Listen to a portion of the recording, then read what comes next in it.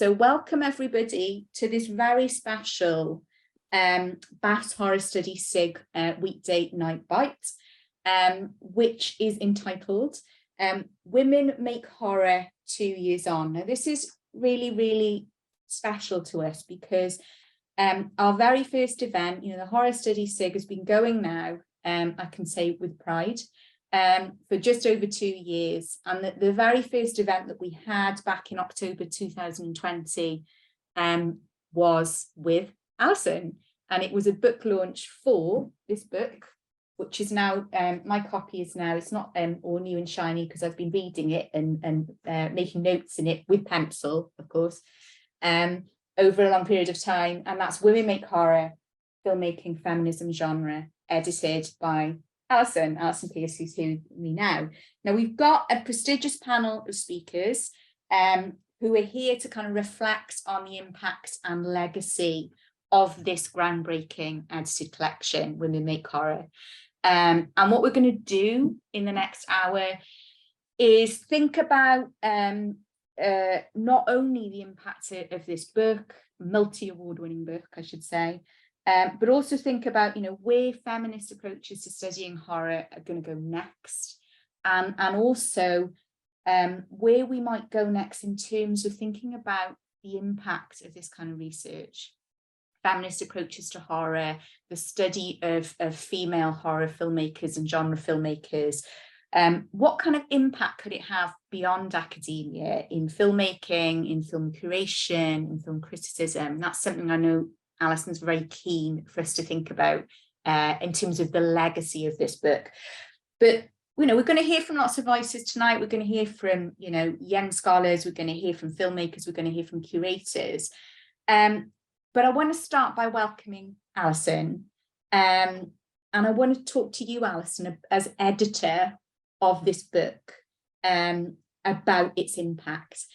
First of all, I want to introduce you properly, so bear with me while I do so, okay? So Alison Pierce is an associate professor at the University of Leeds, and her books include the multi-award-winning Women Make Horror, of course, as well as After Dracula, the 1930s horror film from 2013, and Korean horror cinema from 2013.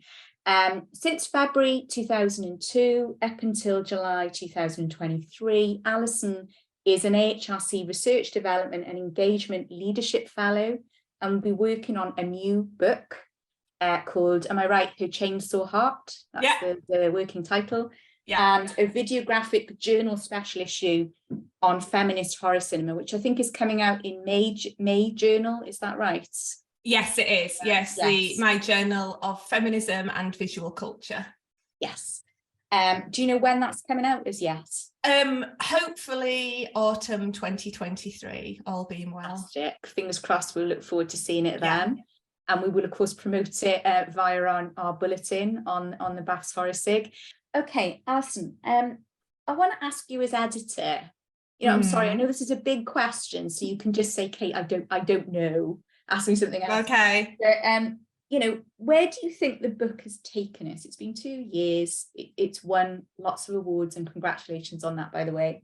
In terms of kind of new questions, new avenues of investigation, where's it taken us, Women Make Horror? Well, I don't know the answer to that, Kate.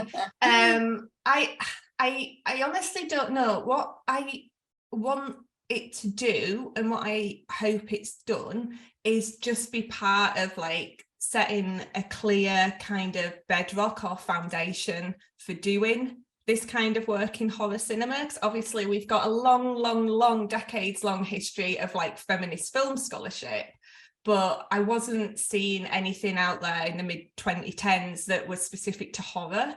And there was so much I wanted to do with the book, and if I'd have done everything I wanted to do, it would have been 15 volumes.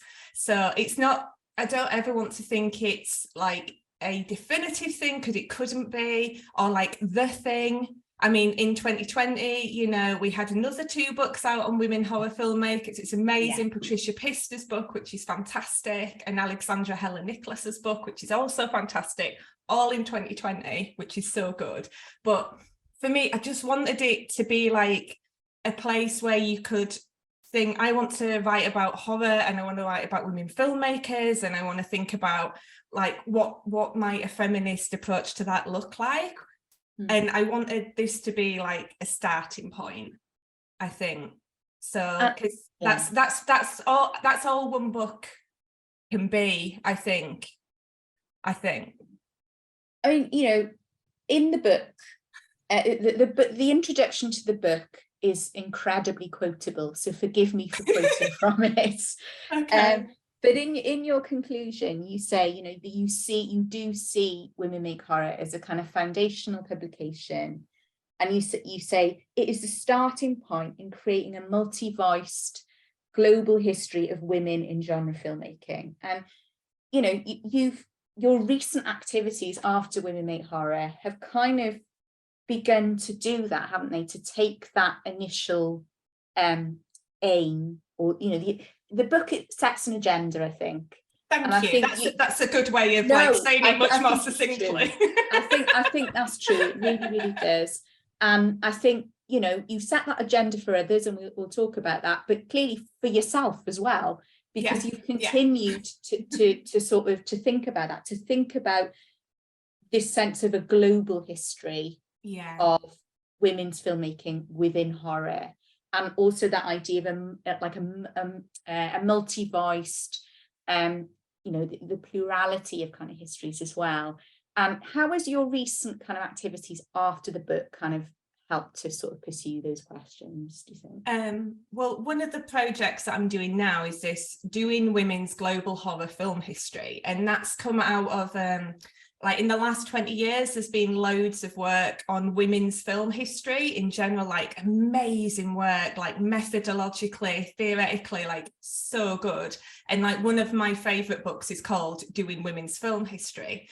But what I find with it is there isn't as much that's specific to the kind of genres that I like. So there's lots of stuff in the women's film history stuff around genre, but say on like horror or thriller or film noir, there's not as much. So I thought, oh, well, maybe I could take, because there's a lot of very smart women who have been doing this women's film history work, who have done a lot of the really hard thinking about how you go about doing this stuff.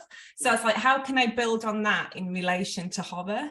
So the new project I'm doing, the Doing Women's Global Horror Film History, is again trying to take that idea of like a multi-voiced global approach. And again, global, it can't be everything, it is only ever partial, but it was really important to me, like, not to try and do this work on my own.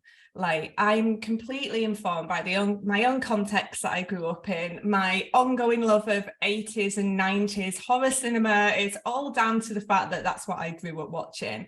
And you've got to recognize that you can't do it all with the best will in the world. You need lots and lots of different perspectives and different backgrounds, different cultures, different voices.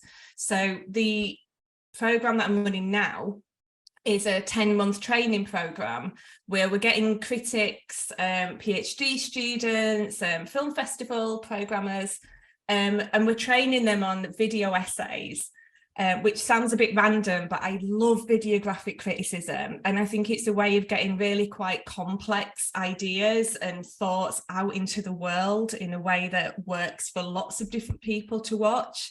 The sort of people, again, who like most of us don't necessarily want to read a dry journal article. Kate's smiling, Kate knows what I mean. So I wanted to do videographic criticism because I want these ideas and this research to go out much further than academia. And then I just wanted to be able to train people how to make the video essays so they can bring their own specialisms into that kind of community. So now with the project that I'm running at the moment, we've got it's essentially horror filmmaking by women in non-Anglophone countries, with a particular focus on and around the global south, which is an area in film studies which is, comparatively speaking, is woefully understudied. So it's trying to come at it from a few different angles and really open up. So when we think about horror, we don't just think about 1980s American horror, which I do love, which I adore, but realizing that in the 1980s, there was all kinds of crazy shit going on all over the world that we could be watching as well. Yeah. And on that note, I'm going to bring in our panelists, two of whom have been involved in that project, am I right, on video essays. So we have four panel members here with us tonight. Really, really honoured to have them here. So would you like to put your cameras and microphones on, and I'll have the pleasure of introducing you all. So we have here Prano Bailey-Bond, who's a London-based filmmaker. I've got a fellow Welsh person here with me on the panel, which I'm very, very happy about, because Prano, of course, is originally from Wales.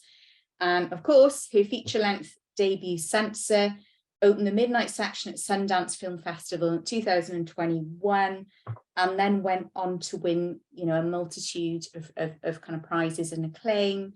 It was voted by critics as one of the best British films of the 21st century. Prano is currently working on an adaptation of Booker Prize nominee Mariana Enriquez's short story, Things We Lost in the Fire, as well as developing other feature films as well. So a very warm welcome to you, Prano. We also have Caryn Coleman, who's a film programmer based in Brooklyn, New York, and she's the founder and director of the non-profit The Future of Film is Female, and was formerly the director of programming at the Nighthawk Cinema.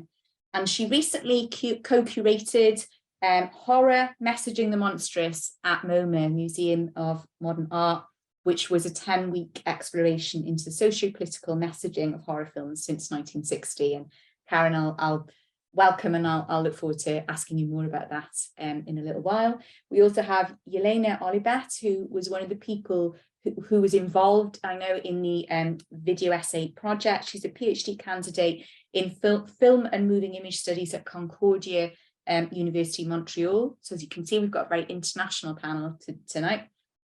Her main research interests are feminist film theory, new media theory, and transnational approaches to film and media studies. Her article, Emergent Distribution Strategies and Feminist Media Practices, the Case of Group Intervention Video, is forthcoming in Feminist Media Studies, and she's a recipient of the Film Studies Association of Canada Gerald Pratley Award 2022. And then we also have Valeria Villegas Lindvall, who's a senior lecturer in film at the University of Gothenburg in Sweden, and Val, who's contributed to a number of our events previously, specialises in Latin American horror film with a feminist and decolonial focus, and of course her doctoral dissertation was titled Wicked Women and Witches, Subversive Readings of the Female Monster in Mexican and Argentinian Horror Film. And of course she contributed as well to Women Make Horror, as well as we've got future contributions from Val coming out, including to a book on folk horror, New Global Pathways, which is forthcoming in 2023. So just welcome everybody. I'm so pleased to have you all here. And there are a number of things I want to ask you, but I want to start with Val and Ylenia.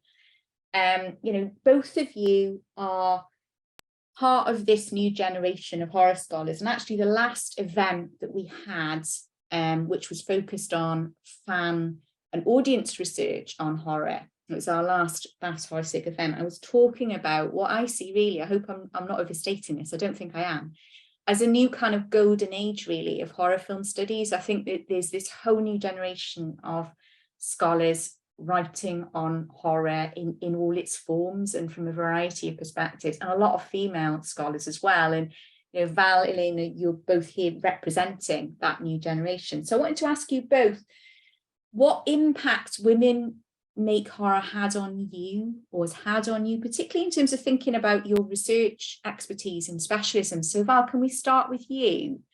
You know, obviously you specialise in Latin American horror film with a kind of feminist and decolonial focus. So Women Make Horror, how has it helped you to sort of develop your particular research expertise, or what kind of impact has it had? I'm just like laughing nervously because I was like, it's a new generation. I mean, to be framed as a part of that generation, to me is like, wow. I mean, it really hits us a realization about where horror studies is going and where feminist theory is going. And I think my particular case, I think it was a little bit of, yeah, I mean, I am tremendously grateful to Alison because actually it was my first publication. That was my first piece ever. And it was the first year of my PhD. So of course I was very unsure as to methodologically where I was coming from. And eventually working through this, I came to realize there was so much, it was such a rich space for me to even experiment. So eventually that also became a part of the backbone of my doctoral thesis. And to work with this, I think made me realize that there was so much more to, and Ali will understand, probably smile at this, because there's so much more than psychoanalysis to like a feminist discussion. We talked about this, and it just really made me realize the potentialities of also addressing Latin American, like specifically there in film, horror film from the global south, from a stance that is not only decidedly, feminist, but anti-patriarchal and actively anti-colonial. And for me, Women Make Horror was precisely that sort of pivotal point where I could allow myself to explore these things and also understand a little bit of where I'm coming from as a scholar. So I'm just tremendously grateful for that. Yeah, because your chapter in Women Make Horror really sort of takes that, like, absolutely face on, takes on this whole issue of psychoanalysis and the ways in which, and Alison's trickling, and the way in which, obviously, as Alison says in the introduction, a lot of pioneering female scholars in horror studies, really important figures, drew heavily on psychoanalysis, and it could be seen as having, I don't want to say stranglehold because that's unfair, but dominating scholarship in horror for a very long period of time. And you kind of address that in your chapter in really productive ways, how we can continue to draw psychoanalysis into the discussion. And I think something that was very vital is that this was my first sort of foray into trying to understand where it was where it could be a very productive point of entry, but where could it be also a straitjacket of sorts. So in that particular regard, like Ali was instrumental in just hey.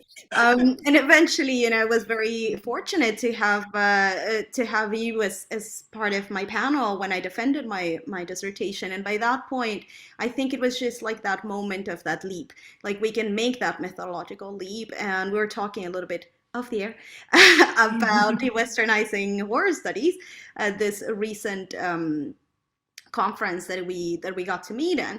So to me, just like that step of also understanding that other parts are within anti-patriarchal thinking, not necessarily Western feminist. And for me, Women Make Horror was key to make that sort of, that sort of transition. Ylenia, can I bring you into the discussion here as well? Because you're am I right in saying you wouldn't consider yourself to primarily be a horror scholar, but your kind of specialisms are in feminist film culture, thinking about feminist film culture from a kind of transnational perspective. Women Make Horror, what kind of impact did it have on you and your research? Yeah, so first of all, thank you everyone for being here, and I'm very happy to participate in this roundtable and to exchange with the other participants. So yeah, I do not define myself an film horror scholar.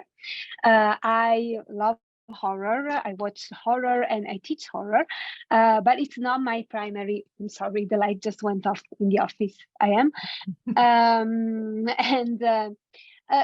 But I'm very happy. I'm very excited and challenged intellectually to be part of this new issue of doing a global women's film history and do a video essay. And so for me, the book Women Make Horror is important in my research because I see it in conversation with a whole body of works that is redefining women's cinema.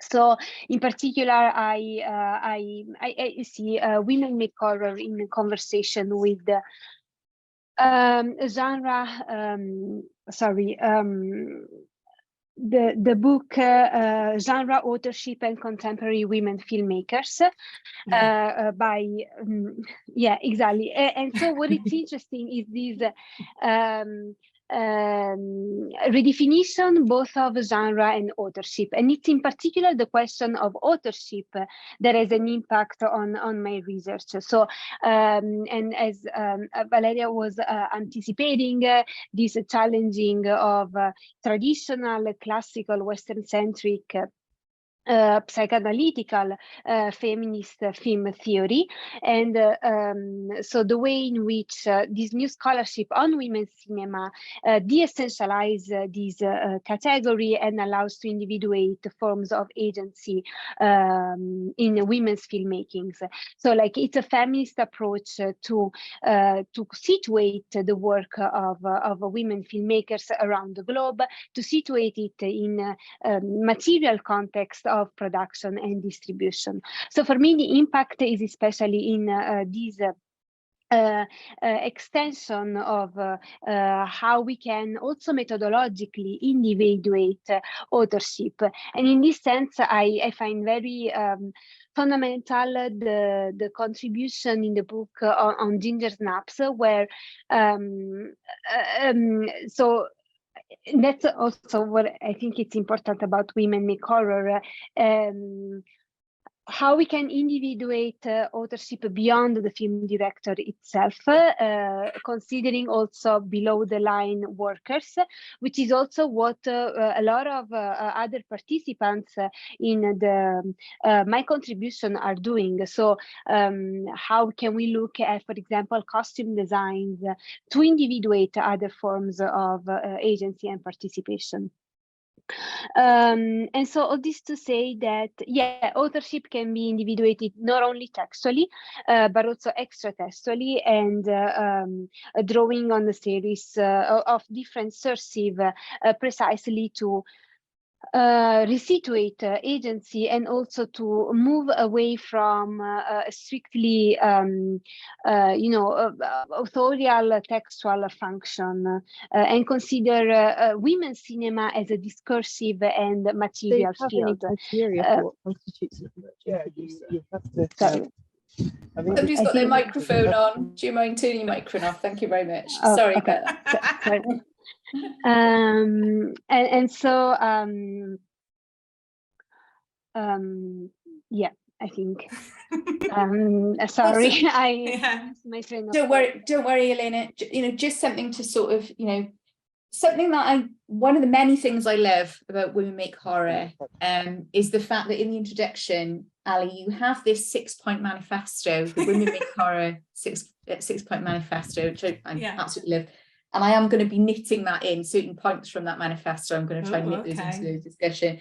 And, Ylenia, you mentioned one of them there, a really, really important one, which I know was really important to me the first time I started to read the book, which is, I'm just going to make sure I quote it accurately, that horror filmmakers do not need to be directors to be worthy of study. And clearly that's had an impact on your thinking, Ylenia, and on your research context.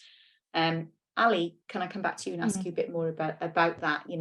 Because for me that was a key point in that manifesto, and got me thinking, got me excited. The fact that a film that I've written about, The Evil Dead, has a female editor, Edna Ruth Paul, and I've never really thought about that until I read that introduction, so and it does enable us to think differently about the history of women working in horror, doesn't it? It kind of opens up this gateway to rethinking the history of the genre and its creation.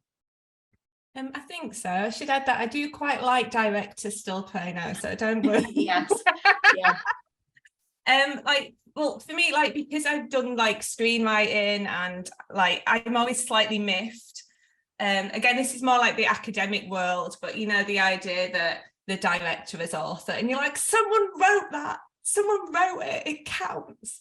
So that was always like my entry point. But then because I want to look at like the history of women's participation, like with the director role being like the most prestigious, the most well-known, it is where historically like women have had the least access. So I've always thought, if I want to look at what women have done, because women have been working in the horror genre since its inception, then where else do I need to look?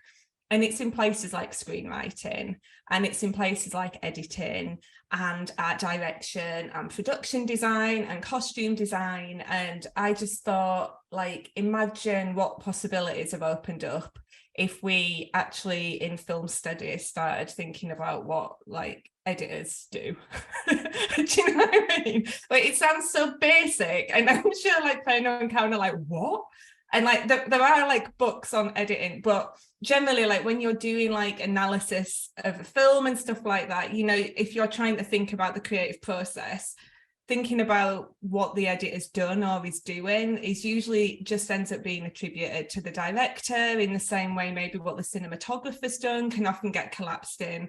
So just trying to think about what the different roles do is a way for me to keep me interested, and to just actually open up all the different women who've been working in the genre since it began. And I think this is a good point to bring Prano in, because yes, we should also acknowledge the fact that the director remains important. Prano, it's great to have you here. And I wanted to ask you, first of all, can I ask you for your views on that, on that kind of point in Alison's manifesto? Yeah, because actually it's funny because you're sort of asking what stood out from the book, and actually that's one of the things that I really love about the book and about Ali's work, because a lot of the time these roles are not acknowledged. But also, if you look back at the history of certain roles, for example, editing was a woman filmmaker's job at the beginning of time in cinema history. And then once it started to get any kind of credit, men started taking over that role. The same thing happened, obviously, with directors. But I think it's really important for those roles to be recognized and for women in those roles to be recognized, because those roles are really underrepresented in terms of women filling them. So when you look at things like cinematography and composers, the statistics for women in those roles are so low. And I know so many incredibly talented female cinematographers and female composers, and what happens is women often get a chance to work at a certain level, and then when you talk about stepping up to bigger budget films, it's like, oh well, they haven't done that before, we don't necessarily trust a woman with that kind of budget, etc., etc. So how do they get that in the first place? And I think having the history written down and recorded is really, really important. Like, it's so important. Thinking about a book like this in that sense, and my own sort of upbringing, I suppose. Like, I grew up in Wales, obviously, and I had all my books about film, and I didn't realise until I was somewhere in my 20s that I'd never read a book about female filmmakers, and I'd never really even thought about who the female filmmakers were that I knew in terms of the films I was watching. I loved American Psycho. I didn't actually know during my teen years that I didn't acknowledge that it was directed by a woman. I was reading books about Hitchcock and David Lynch and Quentin Tarantino, and it didn't stop me wanting to be a filmmaker and thinking I can be a filmmaker and seeing myself in that role. I don't know, my kind of headspace never sort of wavered in that sense, but having been a lecturer at film schools, I can see that for other women it does, stop them seeing themselves in that role. So I think that's hugely important, and it echoes across all the roles, not just directing, that's being acknowledged. Yeah, I think Alison, in the book you mentioned producers as well as another key area as well. But Prano, I wanted to ask you a bit about academic work on horror, and particularly on women on horror, because as Alison mentioned earlier, 2020 was a bit of a golden year for that, because we had Ali's book, and then we had 2 other books as well by Patricia Fisters and Alexandra Helen Nicholas coming out all at the same time. And we also have Censor coming out the year after that. So I just wanted to ask, you know, what has academic work on women in horror, and maybe horror more broadly, done for you, if anything? You know, how is it fed into your own work and perspectives as a filmmaker? I think I find it quite inspiring. That's me personally. Like, I find it very inspiring to read academic work on this kind of thing. I love the intellectual approach, and it can sometimes articulate the things that may be going on in my head that I haven't got the time or space to sit down and articulate. And I think it feeds back into the conversation. You know, you think about something like Men, Women and Chainsaws, and how we're still referencing that today, and it started to make people think a little bit more deeply about female roles on screen. So I think that as a filmmaker, reading this stuff does feed back into my work. Obviously on Censor, it was there was a huge amount of research for that, and I read I didn't necessarily read stuff focused on women for that, but academic research did really play into that. So yeah, it's inspiring for me. What we're glad to hear that. I can tell you. But I was so worried she'd be like, filmmakers think it's shit. But you know, beyond that, notwithstanding, what would you love to see from academic horror research moving forward that might, you know, I don't want you to represent all filmmakers here, you know, but just from your perspective, you know, what would you like to see academic research in horror? Obviously the field is flourishing, as I mentioned, in all sorts of different and exciting directions. Where would you like it to go, you know, to see it get moving, really, in terms of the kind of questions that it could usefully explore, particularly around women in horror? It's a very, very good question, and I don't know if I'll have the answer, but I can certainly try. It feels like quite a big question, and I'm definitely interested to know where it goes. I guess something I've been thinking about a little bit recently is, I suppose, whether the male gaze has hijacked our minds, and how, if we've grown up with the male gaze being the dominant gaze, or, you know, the normal, have we internalized that, and how do we then figure out what our gaze is as non-white men, you know? So that's something I've been thinking about in different ways around work recently. I don't know if that's specific necessarily to horror, more general, but I think obviously it's very key to horror, because it's something we're talking about today in terms of the way that women have been represented on screen. And is that shifting now? We're seeing more films made by women, for example. Yeah, I think that's one thing. I think another thing that perhaps, like, in depth, this is maybe again more general, but I think, like I said, like, we see these books on that go so in depth into male filmmakers, and they become, because of that, they become the masters of cinema. And something Ali talks about in the introduction of the book is how, you know, you're so honest about how you realize suddenly that all the films that you were showing were directed by men. And again, as somebody who's worked in a film school, I think because certain writing has been so in depth on certain films or certain filmmakers, those become the go-to texts, and they become the easier things for people to lean into to teach film students. So, you know, seeing more in-depth work about particular female filmmakers, for example. Kind of, it just broadens that idea of who these masters are, and what they look like. So that's something else that springs to mind. I feel like I should have more than that. Not at all. Not at all. I'm like, this is an opportunity, but I'm not sure. I'm just gonna pick up on a comment actually before we move to you, Caryn. I'm in the chat from Lindsay Hallam. Hi, Lindsay. And she says it's just in response to our discussion.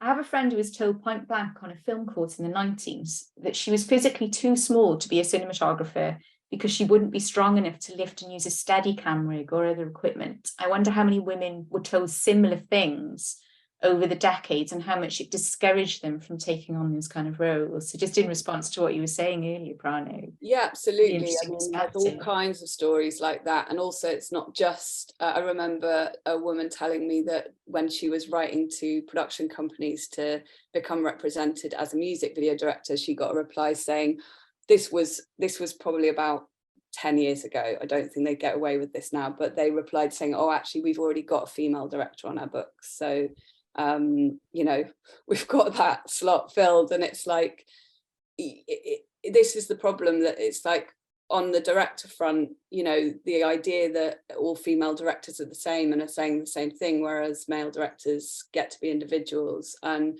I take issue with that, because we're all coming from our own specific point of view. But the women that I know who work in the camera team, they've had to put up with those kinds of things, for sure. Yeah. And it's you just got to be really thick-skinned. But we hope that, as you say, things are changing, and the discussions like the one we're having right now will contribute to that. And with that in mind, I'm going to bring in Caryn now as well. And hi, Caryn. And I wanted to ask you specifically about the MoMA series and the kind of the impact of Women Make Horror on that series, and also on the future of film as female as well. Well, 2020 was a good year for all those books that come out, because you know, didn't have much to do, and it was a welcome read for me. You know, my sort of work in horror began when I was in graduate school doing horror academia and studies, and I eventually stopped reading horror academic books because my eyes would just roll over, and I was so kind of tired of reading about the same films or sort of the same perspective.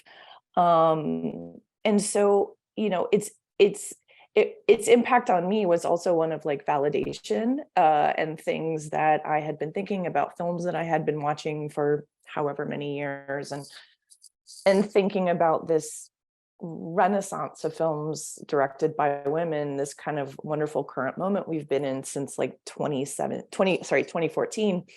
And so when myself and Ron Magliozzi and Brittany Shaw were putting together the MoMA series, which wound up being about 115, 120 films plus short films, you know, we watched a lot. we all there were like 500-600 films in consideration, and each series was sort of, we broke it up into week-long programs. And so we had a gender section where we played with ideas of gender, we had race section, and then we had a Women Make Horror section, which Ron, my co-curator, we had like tentative titles for things, but obviously like Women Make Horror was on the list of books that we had to read as reference points. And, you know, for some people who aren't, you know, as familiar with the history of women in horror, you know, reading about Mafu Cage is revelatory. And then Karen Arthur's right here in New York, so it's really great. But, you know, it became, you know, Adam Lowenstein's Shocking Representation is a book that's deeply influential to me and was also very impactful on the series itself. So Women Make Horror kind of became like one of the sections, one of the 10 sections of the exhibition. And I think it's a really great title because it doesn't just include directors. It's not like, here's our women directors section, because in fact, women directors were scattered throughout the entire series as a whole.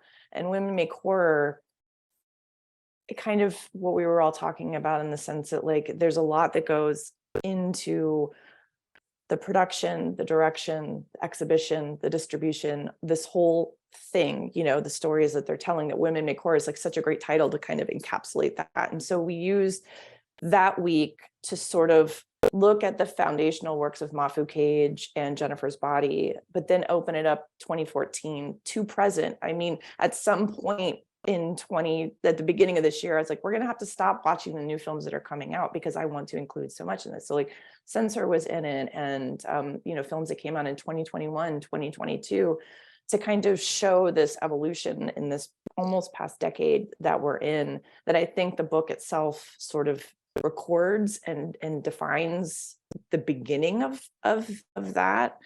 And it's also just refreshing for me to hear different voices talking about films that I think are very important. So that's kind of, it was one of the top books for us at MoMA, and it was one of the few books that we were able to get into the MoMA store during the series itself, because they were like, can't have too many academic books. And Ron and I were like, well, we're going to have that one. Sort of on that note, and kind of similar question to the one I asked Prano, really. I mean, what would you love to see horror studies researching that might impact on you, you know, as in terms of thinking about the wider world more broadly, but also specifically, you know, curation, and you know, fans more broadly as well. I mean, what kind of research would you like to see happening within horror studies that might have that kind of impact beyond academia? Well, I'm really happy that you asked Prano this question first, because I had a chance to think about it.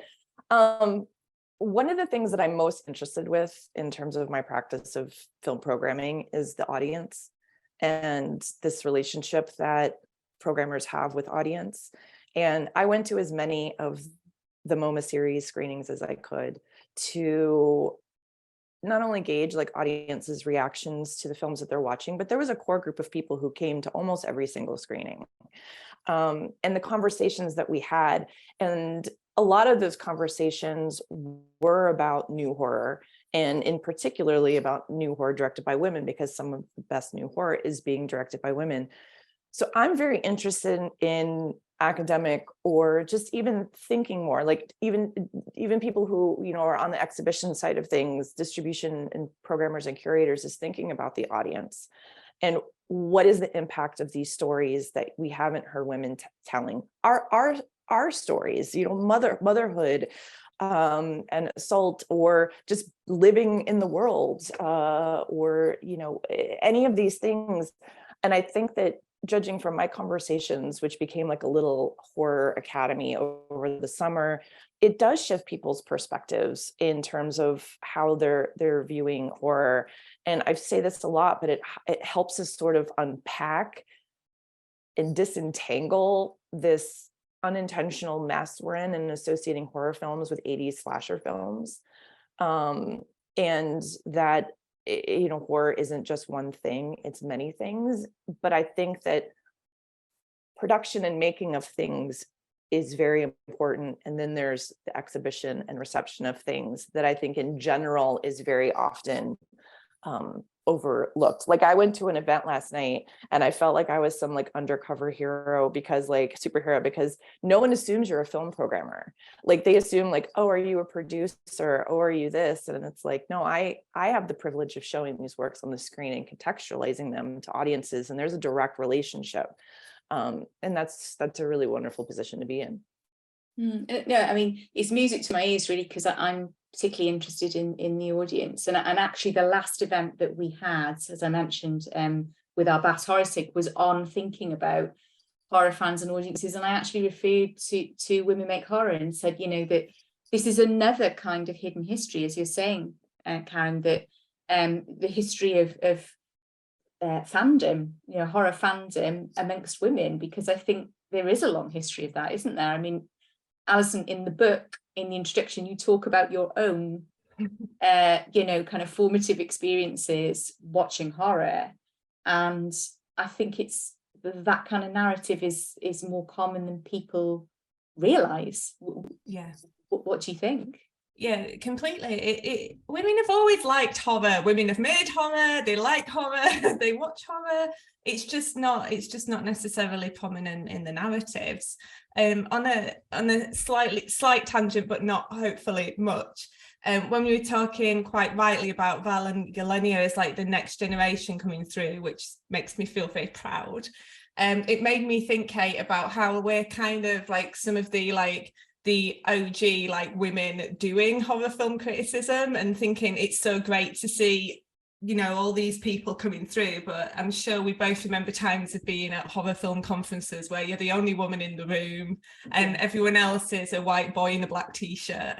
So it's also really nice just to feel like we've got this real like prominent and apparent kind of groundswell of filmmakers and of critics and of people who are thinking about this stuff. Like, it's really encouraging to me. It makes me really happy.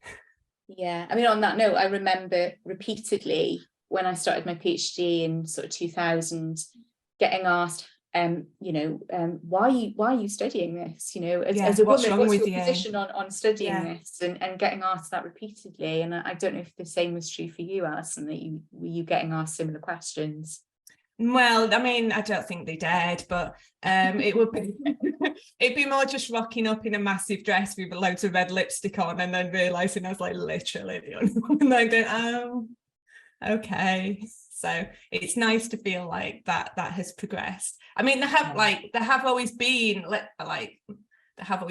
women film theorists working in horror, but they just weren't necessarily at conferences in the UK when I was a PhD student. Prano, when Censor came out, how frequently did you get asked that kind of question about, you know, particularly because, you know, Censor was drawing on that kind of history of video nasties in particular? Yeah, it's funny because I've got a male co-writer, and he's a man in his 50s, and we'd always find that people would assume that he was the horror fan, not me, whereas he's not really into horror. That, you know, he's a writer that I want to work with and have been working with for a while, but I'm the person that's interested in horror and was interested in video nasties. But there was an assumption made automatically, and we laughed about that so many times. But yeah, when Censor came out, it's pretty much every interview I get asked a question about being a woman in horror. I wrote a piece for Sight and Sound actually about it, you know, because you run out of answers for that kind of thing. Basically, it's like, how do I answer that question? You know, when people have asked in the past, like, so even when I was making my shorts, you'd get asked that, and it's like, I don't really know what it's like to be anything but me in horror. So yeah, it's kind of a dead end question, but sadly they're still asking. But maybe hopefully by the time I make the next film, people have got bored of asking that and will have moved on. And it's at the end of your introduction, isn't it, Alison, that you say that hopefully there will be a day where we're just talking about filmmakers, and we don't have to keep raising this issue. I mean, we're not there yet, unfortunately, but that's the goal. Absolutely. I wanted to before we throw things open to the audience, I wanted to draw, actually, it relates to something Prano just said, on one of your other points in your 6-point manifesto, and this is open to anyone on the panel who wants to comment on this, and that is, I think it's your second or third point in your manifesto, Alison. You say, horror films do not need to be feature length to be worthy of study. And, you know, Prano, you just drew attention there to your short films. I just wondered if any of the panel wants to comment on that, you know, the fact that we also have this history of short filmmaking as well. Val.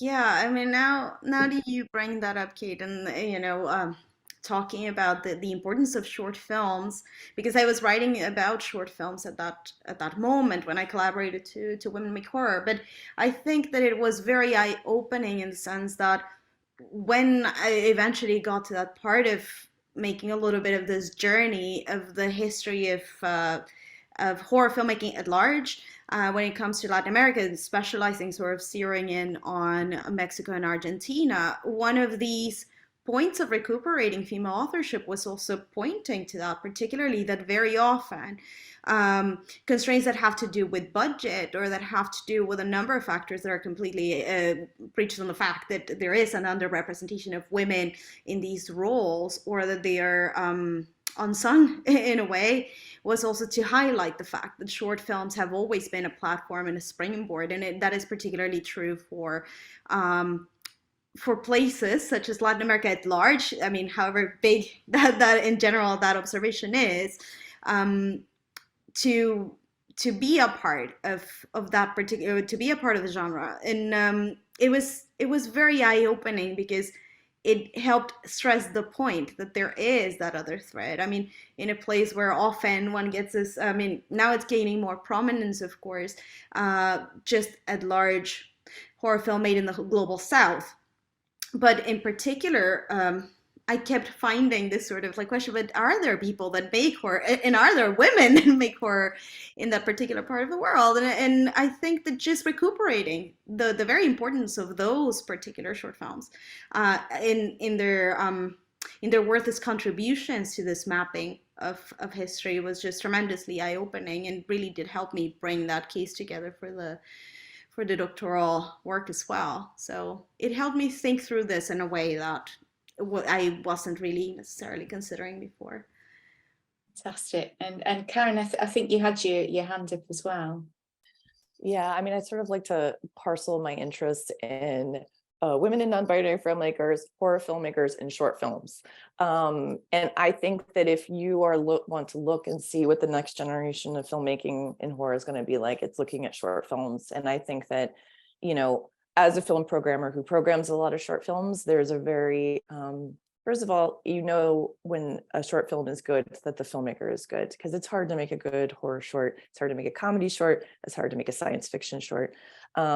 But I think some of the most exciting audiences that I have are for short films, and they are for genre programming itself. And it's been amazing to be a part of a lot of short filmmakers' beginnings in shorts, and then have their journeys. You know, like Nikki Atujusu, we showed Suicide by Sunlight as part of our MoMA series. And then now it's like, you know, I was doing an interview with her and she's like, I'm starting to work on my new first feature, Nanny. And then now to see where Nanny has grown, it's very exciting. And it doesn't, there's not a huge time lapse. It's like two years really in which this is happening. So I think shorts are the pulse of where a lot of this stuff is going.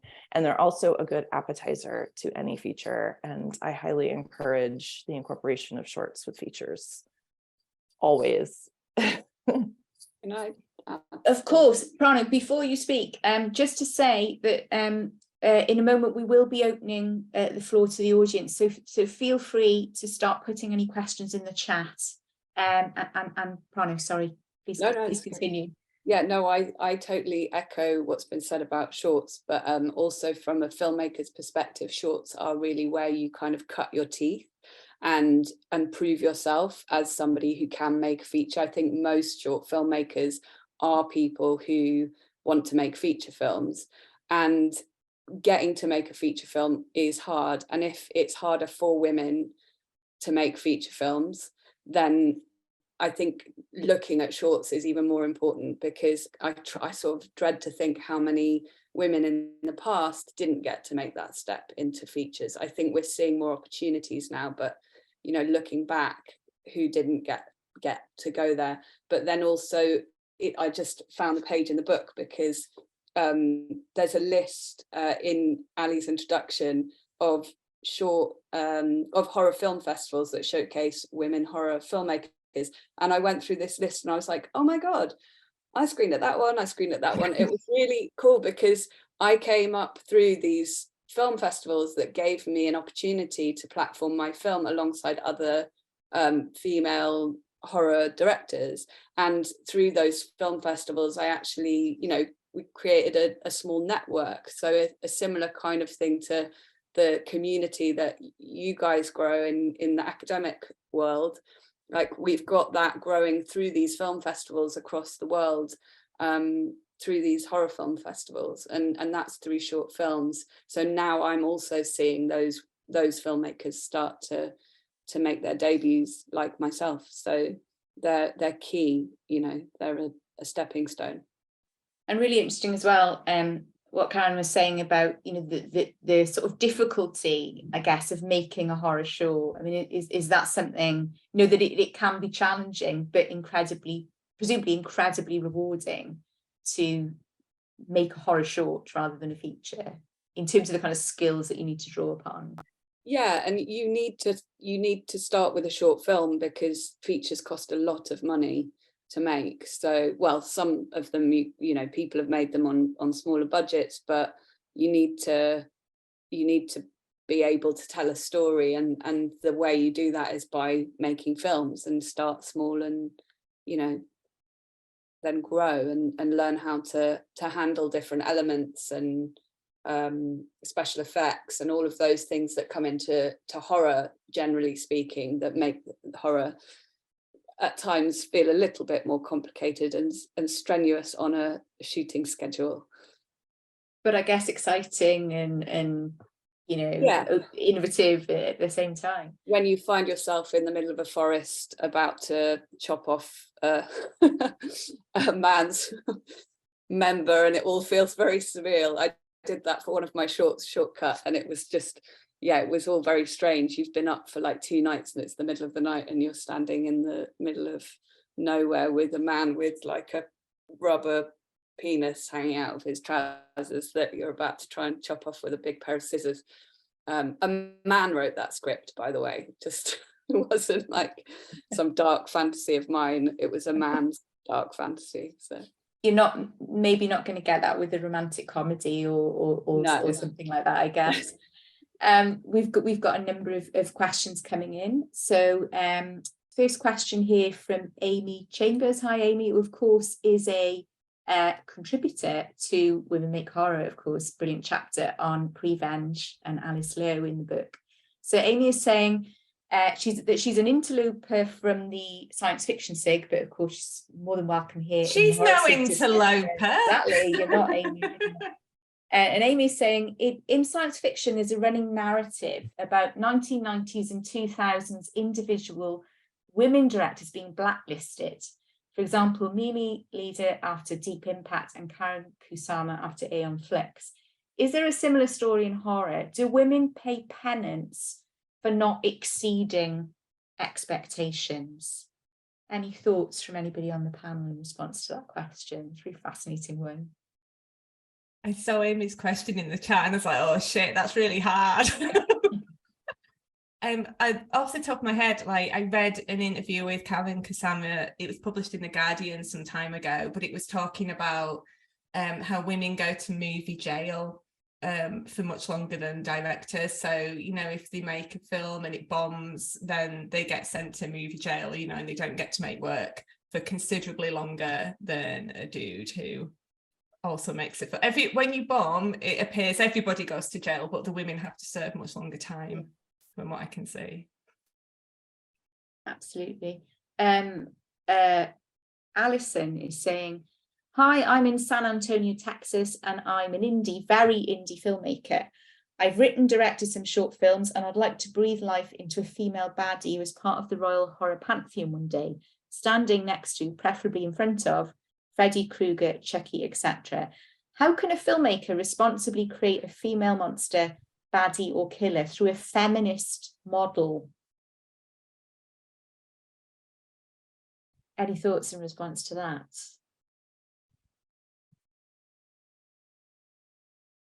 These are all hard.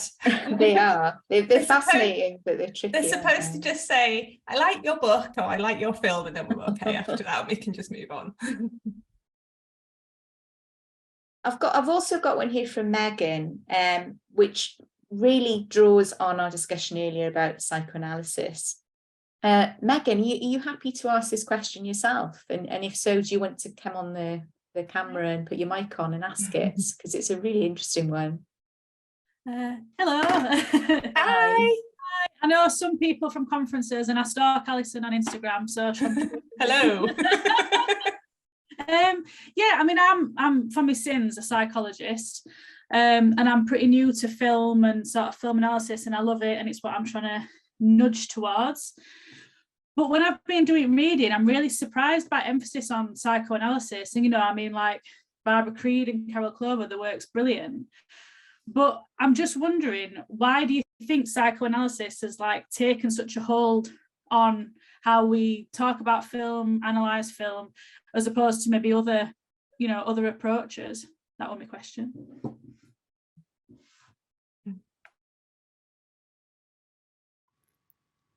Can I? Sorry, Val. Can I intervene? Yes, because I mean, I just like carrying on from the very initial sort of mention about this framework, because I think it's so essential. Of course, works like Creed's or Clover's really do signal the fact that it is a relevant and it is a productive framework.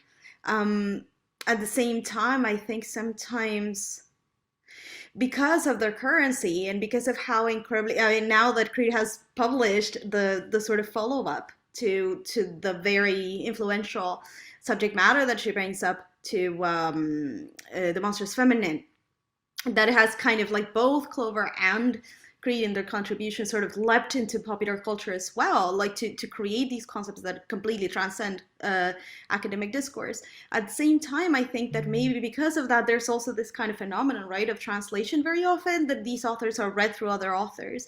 And while there is not bad, because it problematizes and it enriches the framework, sometimes I find these like, yeah, like these kind of disconnections with the original kind of spirit of the work, of impeaching or sort of questioning the ways in which psychoanalysis, the framework, can be preached on these very patriarchal, naturalized ideas of binaries. And I think it's really productive to actually undo those.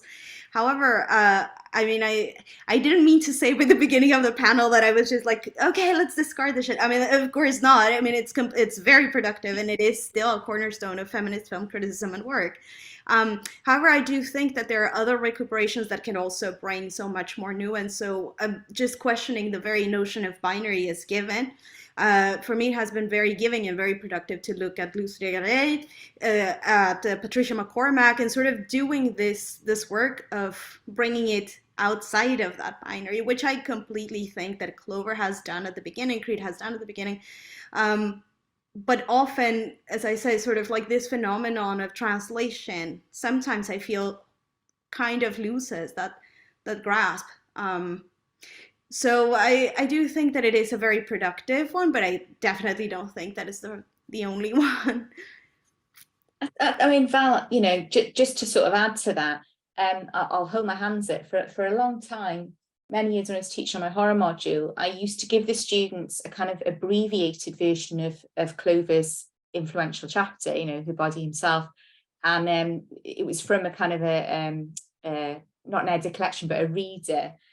And when I went back and looked at the original, you'd lost a lot of the nuance, for, you know, in terms of just giving them this abbreviated version. That, you know, Clover's work is really rich in terms of its analysis and you know, the sort of the intricacy of the argument. And, you know, it was written a long time ago now, and needs to be sort of seen in that context, doesn't it? And can set off so many discussions among students, which go in all sorts of directions. I think, you know, Prano, you mentioned that book, Men, Women and Chainsaws. I think it still has that kind of impact, doesn't it? In terms of our thinking, it's important to remember how influential it was. Yeah, absolutely. I mean, didn't it coin the final girl, the term final girl, and that's something we just throw around nowadays, you know, like it's been there from the beginning of time. But yeah, I think that's an interesting thing to think about, this sort of the evolution of how the final girl's been thought about, because at the time it was like, yeah, that discovery was so sort of I think so, seen in a certain light. And actually for me, I've always had a problem with The Final Girl, but I'm going to go down a rabbit hole with this one, but so I'll stop there rather than just start talking about The Final Girl. Vincent, you had your hand up very patiently. Kate, sorry, Kate, I think Ylenia was going to contribute as well. Sorry, did you have something you wanted to add? Ylenia, apologies. Thank you. No problem at all. It's just in response to Megan, I think that this prominence of psychoanalysis, and I totally agree with Val, is not that we are completely discarding it. It's just that it had such an hold because it's part of a larger discourse, or like a larger, let's say, validation of film studies as a field, and of feminism also theory, which has largely drawn on psychoanalysis, and that has, you know, partially put into question because of its universalizing perspective. So I think there is this link on why it had such an hold. It's in part because of validating such studies as why do we need to study horror and film. That's my small contribution. Thanks very much. I mean, I agree that this could be a discussion that continues for quite a long time in terms of thinking about that kind of influence and the need not to sort of, I guess, stop the integration of this kind of approach into our discussion of female filmmakers and feminist approaches to horror. It's part of the broad range of perspectives that we've got to explore this area. Just before we move on to Vincent, a number of people have responded to Alison's question about female baddies in the chat with lots and lots and lots of examples. So thank you to everyone for those and hope they're really helpful, Alison. But I think, yeah, Vincent was next. So he's put his question in the chat, but he also had his hand up. So Vincent, I don't know if you want to come on the camera and ask your question. Yep. Can everyone hear me okay? Yeah, we can. Great. Okay. All good. Yes, yay. Well, first of all, I'd just like to say that I absolutely loved Censor. It was my top film of last year, and it was my honor to meet Prano very briefly at Fright Fest last August. I'm sure you don't remember me. Anyway, but my question is, I was wondering if the panel could say something about whether the critical approaches used in the book towards women making horror could also be used to illuminate other underrepresented communities, such as LGBTQ+ filmmakers, as well as filmmakers of color. It's really weird this happening tonight, because just this morning I was doing a lecture to students on multiple types of gazes and talking about intersectional analysis. So I'm curious to see what the panel would think about the potential for further types of study that could illuminate other types of filmmaking. Anyone on the panel like to answer that? Alison? I can start. I think, yes, not necessarily just women make horror, but where we are in terms of thinking about how we theorize and write about horror. Generally, I think we're at a good point to be kind of thoughtful about the different ways we can think about who has been represented and who hasn't been represented in our histories. And when you think about stuff like LGBTQ identities, it also makes me think of just what Val was saying about questioning the binary as given, you know. And for me, what's like most valuable about these kind of discourses, these kind of chats, the discussions we're having, is this questioning. So I don't think necessarily there's only like one book or one approach that shows us the right way to do everything, but if it helps us open up a kind of critical space where we can have lots of different voices from different places in the world that are questioning the kind of the foundations on which film theory and horror film theory is being built, then to me that's a good thing, and we're going in the right direction, is my feeling. Caryn? Yeah. I just want to say yes, and I welcome it wholeheartedly. You know, I think one of the books that was really influential to us for the MoMA series was Horror Noir. And Robin Means Coleman and Mark Harris have a new book coming out in February 2023 called The Black Guy Dies First. And it's from genre fodder to cinema. And I'm doing a screening series with them where we are juxtaposing kind of the beginning of how Black actors were represented with Spider Baby. And then we're going to then show Attack the Block to sort of talk about how the differences it makes when you are telling your own stories, and how representation in films do matter, and how we do get used to a certain gaze of different kinds of people when those people are not making films, and how we unpack that. So I am so interested in sort of, especially in horror films, but I think in film in general, like examining Indigenous communities. You know, showing Jeff Barnaby's films at MoMA was like extremely special to us, because I think a lot of people had not seen them, or they don't think about Indigenous horror, and especially, you know, in North America, it's like the original horror story. And so I think that expanding upon that and looking at things through a critical analysis in terms of programming and academic writing is really essential for the whole thing to move forward. And it's also very interesting and exciting. And the people who are doing this work are just, I don't know, amazing. Like Alice. Prano, and apologies, I know you had a contribution as well to make. Yeah, just I was at the Neuchâtel Film Festival. It's a sort of horror and fantasy film festival in Switzerland over the summer, and they had a program called Scream Queer, and it was all you know, queer horror, and it was programmed partly by the writer of a book called Scream Queer. I think he's called Javier Parra.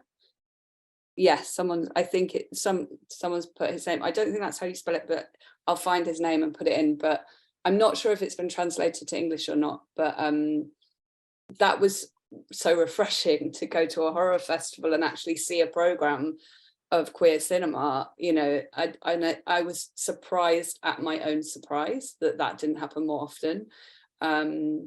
So yeah, I just wanted to sort of shout out to him in that book, and thank you for your comments about Censor. That's lovely. Yeah, there's also lots of other scholarship being done on queer horror, including, really excitingly, work on queer horror fans as well. And again, the fact that there's this whole history and legacy around that over a long period of time as well.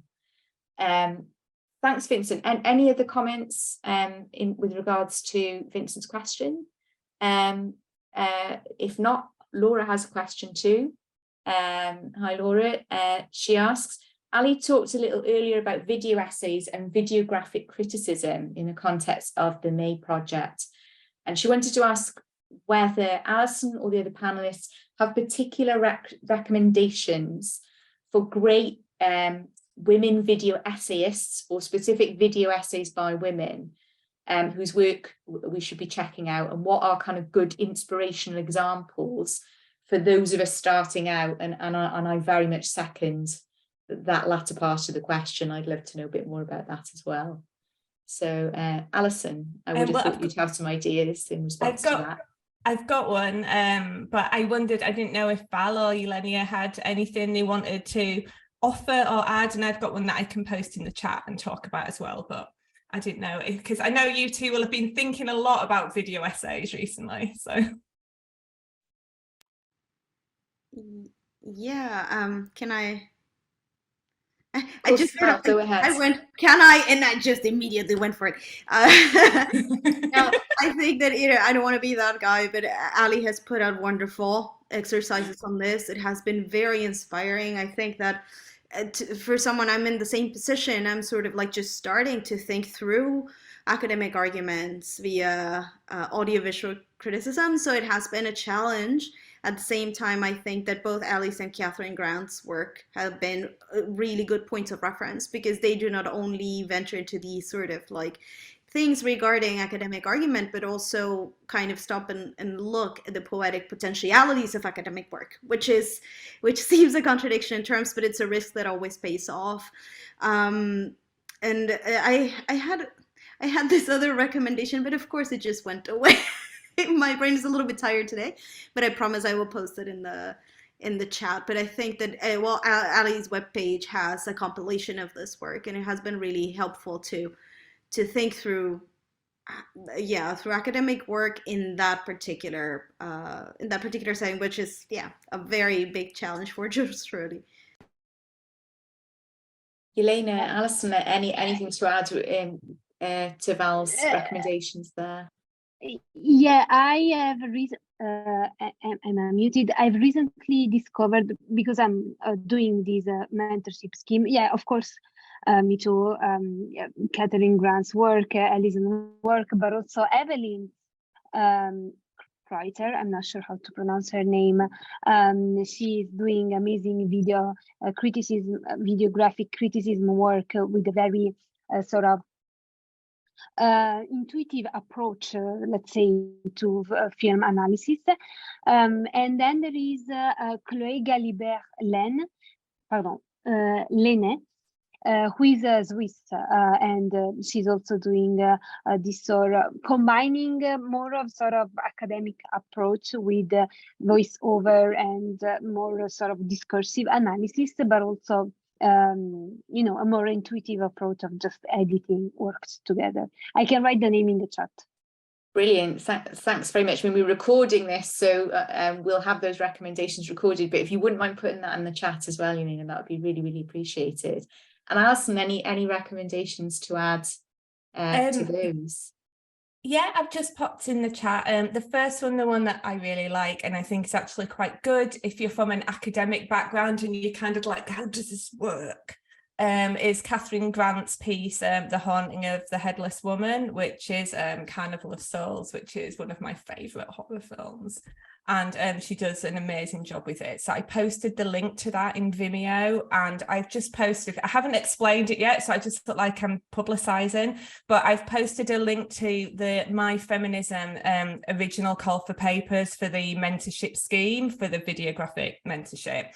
And at the end of the original call for papers, I put quite a long list of video essays with the idea that, if you want to do this, but you don't really know what it is or how to get started or what it looks like, have a look at these. So I've stuck that in the chat as well.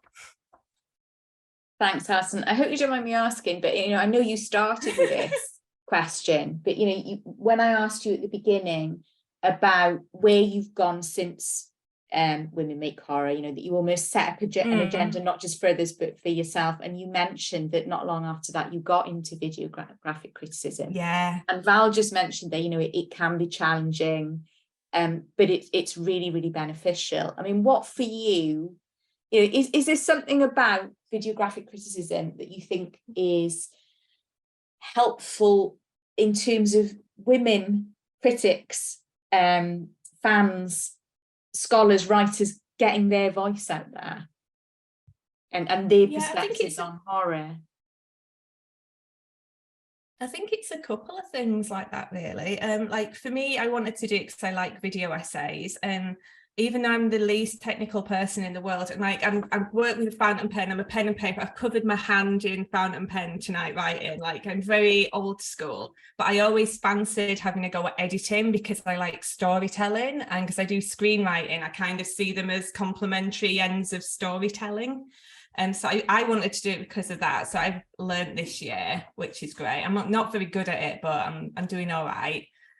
So I really enjoy it, and it's just a different way of thinking, and it's nice for my brain to do this thing for a bit, and then when I get fed up with it, I can go back to writing, and it uses different parts of my brain, which I enjoy.